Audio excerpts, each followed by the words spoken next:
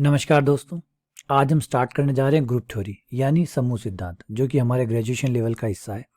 Group theory start करने से पहले मैं आपको इसके इतिहास के बारे में थोड़ी सी झलक दूंगा, क्योंकि इसका इतिहास बहुत ही इंटरेस्टिंग, बहुत ही मज़ेदार है। ज़बरदस्त इतिहास है, क्योंकि जब आप ग्रुप थ्योरी पढ़ेंगे और आपको इतिहास के बारे में अगर पता होगा तो बहुत मज़ा आने वाला है आपको ग्रुप थ्योरी को पढ़ के। ज़बरदस्त ब्रांच है ये। तो चलिए शुरू करते हैं। सबसे पहले welcome to modern algebra. Modern algebra यानी आधुनिक बीजगणित। ये आधुनिक बीजगणित क्या है, चलिए स्टार्ट करते हैं। सबसे पहले देखिए, आधुनिक बीजगणित जो है उसकी शुरुआत होती है, एक बीजगणित है जो आपने क्लास 6, 7, 8 में पढ़ी है, जिसको हम नॉर्मल बीजगणित कहते हैं। एक्चुअली वो जो बीजगणित थी वो अच्छी थी, बेहतर थी, लेकिन जो आधुनिक समस्याएं जो आ रही थी, आधुनिक समस्या मतलब दुनिया बदल रही थी, क्रांतियां हो रही थी, तो इन सारी क्रांतियों में तो प्रॉब्लम भी तो बढ़ रही थी। कुछ ऐसे चैलेंजेस सामने आ रहे थे, ऐसी चुनौतियां सामने आ रही थी कि हमारी जो पुरानी बीजगणित थी वो कमज़ोर महसूस कर रही थी। वो इस तरीके से परफेक्ट नहीं थी कि जो आधुनिक समस्याएं हैं उसको वो सॉल्व कर सके। आधुनिक समस्याओं को सॉल्व करने के लिए हमें एक नया अलजेब्रा, एक नई बीजगणित की जरूरत थी जो आधुनिक समस्याओं को सॉल्व कर सके। अभी आपको समझाऊंगा कि आधुनिक समस्याएं क्या थी, कैसे उसको हमने सॉल्व किया, किस तरीके से हम आगे बढ़े। सबसे पहले मॉडर्न अलजेब्रा जो है उसमें जो जो पार्ट आते हैं, जो जो हिस्से इसमें शामिल है, वो है सेट थ्योरी, जिसे हम कहते हैं समुच्चय सिद्धांत। सबसे पहले आता है समुच्चय सिद्धांत। जब हम समुच्चय सिद्धांत का विस्तार करते हैं तो बनता है समूह सिद्धांत, जिसे ग्रुप थ्योरी कहते हैं। ग्रुप थ्योरी के आगे बढ़ने के बाद आता है रिंग थ्योरी, जिसे हम वलय सिद्धांत कहते हैं। ये आप बीएससी में पढ़ते हैं। उसके बाद में जैसे आप एमएससी में आते हैं तो अगला पार्ट आ जाता है आपके पास फील्ड थ्योरी, जिसे हम क्षेत्र सिद्धांत कहते हैं। फिर आ जाता है वेक्टर स्पेस। वेक्टर स्पेस बहुत बड़ा है, तो थोड़ा बहुत आप यूजी में पढ़ते हैं, थोड़ा पीजी में पढ़ते हैं, और फिर अगर बच जाता है तो और कोई, अगर आप एमफिल करते हैं, कुछ और एक्स्ट्रा डिग्री करते हैं, तो उसमें इसका हिस्सा पढ़ाया जाता है। सदिश समष्टि कहते हैं। इन 5 पार्ट से मिलकर आपका मॉडर्न अलजेब्रा बनता है। तो ये है मॉडर्न अलजेब्रा। तो सीधी सीधी सी बात है कि अलजेब्रा को मॉडर्न क्यों किया गया, क्योंकि मॉडर्न प्रॉब्लम्स को सॉल्व करना था, इसलिए मॉडर्न अलजेब्रा बनाया। अब इस मॉडर्न अलजेब्रा की जो नींव है वो किस तरीके से रखी गई, चलिए उसका इतिहास शुरू करते हैं। तो इसका इतिहास जो शुरू होता है वो इन दो नौजवान गणितज्ञ से शुरू होता है। एक का नाम है एवरेस्ट गैलियोस, दूसरे का नाम है नील्स हेनरी काबेल। ये दो नौजवान हैं, तो आपको साफ ही लग रहा होगा लगभग 20 साल की एज के आसपास है। तो बिल्कुल आप सही सोच रहे हैं कि ये 20 साल के आसपास की एज की है। इनके बारे में मैं डिटेल से बताऊं उससे पहले हम थोड़ा सा आगे से स्टार्ट करते हैं कि इन लोगों ने कौन सा सबसे ज़बरदस्त जो है वो परिणाम दिया, जिसकी वजह से इस जो ब्रांच है ग्रुप थ्योरी उसकी नींव रखी गई। तो शुरुआत होती है 350 साल पुरानी अनसॉल्व्ड प्रॉब्लम से। आप इसमें देख रहे हैं सबसे पहले एक घातीय समीकरण है, फिर द्विघातीय समीकरण है, फिर त्रिघातीय समीकरण है, फिर 4 घातीय, और फिर 5 घातीय, 6 घातीय, डैश डैश उससे ऊपर वाली। तो एक घातीय समीकरण को आप सॉल्व करें, मतलब इसे मूल निकालें, तो आप आराम से निकाल सकते हैं। द्विघातीय समीकरण के लिए आपके पास श्रीधराचार्य है, उस फॉर्मूले का यूज़ कीजिए, आप सॉल्व कर सकते हैं। त्रिघातीय समीकरण को जब आप सॉल्व करेंगे तो आपके पास नॉर्मल विधि नहीं है, लेकिन आप बीएससी फर्स्ट ईयर में एक विधि पढ़ते हैं जिसका नाम है कार्डेनो मेथड। कार्डेनो फार्मूला भी कह सकते हैं, क्योंकि फार्मूला भी एक विधि भी है। तो फार्मूला है, उस फार्मूले में आप मान डालिए, आपकी त्रिघात समीकरण सॉल्व हो जाएगी। उसके बाद में 4 घातीय समीकरण को जब आप सॉल्व करते हैं तो आपके पास फेरारी विधि है। ये सब गणितज्ञों के नाम है, फेरारी, कार्डेनो, श्रीधराचार्य। इन्होंने जो इन प्रॉब्लम को, इन टाइप की जो द्विघात समीकरण है, त्रिघात है, चतुर्घात समीकरण सॉल्व करने के लिए फॉर्मूले दिए, वो इनके नाम पे रखे गए हैं। इनको सम्मान करने के लिए फेरारी विधि, फेरारी फार्मूला, कार्डन फार्मूला, कार्डन विधि, और श्रीधराचार्य। तो उसके बाद में यहाँ तक तो सब ठीक था, लेकिन क्या बहुपद सिर्फ 4 घात के होते हैं? तो जवाब है साहब नहीं होते। बहुपद तो 5 घात, 6 घात, 7 घात, 8 घात, डैश डैश डैश, 1 लाख घात, 1 करोड़ घात, 1 अरब घात, एंड डैश डैश डैश। तो हमारी प्रॉब्लम ये थी कि हमें सिर्फ और सिर्फ 4 घात तक की जो समीकरण थी उसको सॉल्व करने का फॉर्मूला पता था। लास्ट फेरारी तक हमें सिर्फ 4 घात का फॉर्मूला पता था। हमारे जो श्रीनिवासन रामानुजन है, उन्होंने भी कहा जाता है कि उन्होंने अपनी ज़िंदगी के काफ़ी साल खर्च किए थे 5 घात के समीकरण को सॉल्व करने के लिए, उसका फॉर्मूला तैयार करने के लिए। तो हमारी जो पुरानी बीजगणित थी वो यहाँ पे रुक गई। 4 घात के बाद में 5 घात, 6 घात की जो समीकरण थी उसको सॉल्व करने के लिए हमारी जो अलजेब्रा था, जो बीजगणित था, वो पर्याप्त नहीं था अब इस टाइप की प्रॉब्लम को सॉल्व करने के लिए कि 5 घात का जो समीकरण है उसको कैसे सॉल्व किया जाए। और 5 घात का क्यों, क्या हम एक घात का अलग अलग फॉर्मूला बनाएंगे? इस तरीके से 100 घात तक होने तक तो 100 फॉर्मूले हो जाएंगे। क्या हम एक जनरल फॉर्मूला नहीं बना सकते, चाहे कितनी घात का समीकरण हो? जैसे द्विपद पर में एक्स प्लस वाई की पावर 2, एक्स प्लस वाई की पावर 3, 4, उससे आप चाहे जो पावर खोल सकते हैं। तो वैसे कोई जनरल फॉर्मूला हो सकता है कि किसी भी घात का बहुपद उठाइए, उसको सॉल्व कर लीजिए। क्या ऐसा हो सकता है? इसका जवाब हाँ या ना। अगर ना है तो प्रूफ करके बताइए कि क्यों नहीं है, और हाँ है तो बना के बताइए। तो यहाँ आते ही 5 घात पे सारा का सारा मामला रुक गया और 350 साल तक ये मामला चला कि भाई 5 घात के समीकरण को कैसे सॉल्व किया जाए, कैसे सॉल्व किया जाए, कैसे आगे बढ़ाया जाए। सारे जो गणितज्ञ थे, बहुत उस टाइम ब्राइटेस्ट गणितज्ञ थे, जिनमें से एक लांगराज भी हुआ करते थे, लाप्लास थे, लीजेंड्रे थे, राचेल थे, ऐसे ढेर सारे मैथमेटिशियन उस टाइम थे, इवन न्यूटन खुद थे। तो इन सब के होने के बावजूद भी 5 घात के समीकरण को सॉल्व करने का कोई एग्जैक्ट तरीका नहीं मिल पा रहा था, क्योंकि हर कोई अपने अनुभव के कारण, अब देखिए जब आपके पास बहुत अनुभव होता है तो फिर वो आपकी क्रिएटिविटी को ख़त्म कर देता है, क्योंकि आपका अनुभव आपके जो रचनात्मक सोच है, समझ है, उस पर भारी पड़ता है, क्योंकि अनुभव आपको अलग सोचने नहीं देता, कोई नया करने के लिए रोकता है। तो यहाँ एक प्रॉब्लम आ गई कि जो पुराने मैथमेटिशियन थे वो एकदम उस ब्रांच जो पढ़ चुके हैं, क्योंकि वो इतने सदियों से जिसको पढ़ रहे हैं उसके अंदर चेंज करना उनके लिए बहुत मुश्किल था। तो यहाँ पे एंट्री होती है हमारे सबसे पहले सुपरस्टार एवरिस्टो गैलियोस की। एवरिस्टो गैलियोस तो 1811 से लेकर 1832 में इनकी डेथ हो गई। सोचिए कितने साल के हैं ये, कितने साल के हैं। टोटल 21 आता है, लेकिन ये 20 साल 8 महीने 20 साल 8 महीने के थे। इन्होंने सबसे पहले एक थ्योरी बनाई जिसको ग्रुप थ्योरी कहा गया। जब भी आप नाम सुन रहे ग्रुप थ्योरी, ये इनके नाम पर ही है। इनको सम्मान देने के लिए ये थ्योरी, जो ग्रुप थ्योरी है, इन्होंने सबसे पहले अपना जो पेपर पब्लिश किया था उसमें उन्होंने ग्रुप शब्द का इस्तेमाल किया था, तो उसी नाम को जोड़ के ग्रुप थ्योरी बनाई गई। और इन्होंने जो थ्योरी बनाई जिसको कहा गया आगे जाके गैलियोस थ्योरी।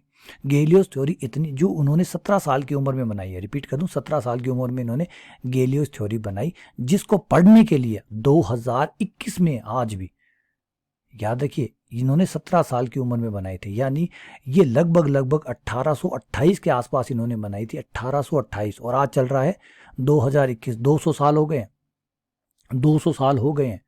एक 17 साल के बच्चे ने गैलियोस थ्योरी बनाई थी 1828 में, आज 2021 चल रहा है। 2021 में आपको एमएससी प्रीवियस या फाइनल में पढ़ानी पड़ती है गैलियोस थ्योरी, क्योंकि कम से कम अगर आप मास्टर डिग्री में नहीं पढ़ रहे हैं, उसकी उस लेवल की मैच्योरिटी नहीं है, तो आप गैलियोस थ्योरी को समझ ही नहीं सकते। और फिर भी अगर मास्टर डिग्री भी है तो कोई गारंटी नहीं कि आपको गैलियोस थ्योरी समझ में आ जाएगी। सोचिए कितनी गहरी, 200 साल बाद, क्योंकि दिमाग बहुत तेजी से बढ़ा है, बहुत विकास हुआ है, साइंस बढ़ी है, पढ़ाने वाले अच्छे हुए हैं, सब कुछ बेहतर हुए हैं, फिर भी एमएससी लेवल से नीचे आप इस थ्योरी को नहीं समझा सकते। ये एक 17 साल के बच्चे का था। इन्होंने दिखाया कि किस तरीके से 5 घात नहीं, 6 घात नहीं, 7 घात नहीं, डैश डैश डैश, किसी भी घात का कोई अगर बहुपद है तो कोई बहुपद कब सॉल्वेबल है, मतलब उसका सॉल्यूशन कब होगा, ये बताने के लिए उन्होंने एक थ्योरी बनाई जिसको गैलियोस थ्योरी कहा गया, जिसका कनेक्शन सीधा सीधा ग्रुप थ्योरी से था। ये 17 साल के बच्चे का दिमाग है। लेकिन वही बात है, एक बड़ी प्रॉब्लम इनके साथ ये थी कि ये राजनीतिक कार्यकर्ता थे। उस समय जो है वो फ्रांस के अंदर क्रांति चल रही थी, जिसे फ्रेंच रिवॉल्यूशन कहते हैं। फ्रेंच रिवॉल्यूशन में इन्होंने बहुत बढ़ चढ़ के भाग लिया। बच्चे थे, जैसे 17 साल की उम्र है, तो इनके बारे में कहा जाता है कि जीनियस विद स्टूपिडिटी, मतलब मूर्खता भी थी, जीनियस थे, नो डाउट, मैथमेटिक्स जीनियस थे, लेकिन मूर्ख थे फिर भी। लड़ाई झगड़े में शामिल रहते थे। 17 साल की एज थी तो खून गर्म भी था। रिवॉल्यूशन में पार्टिसिपेट कर रहे थे, क्रांति में, तो लड़ते झगड़ते थे, जेल भी गए।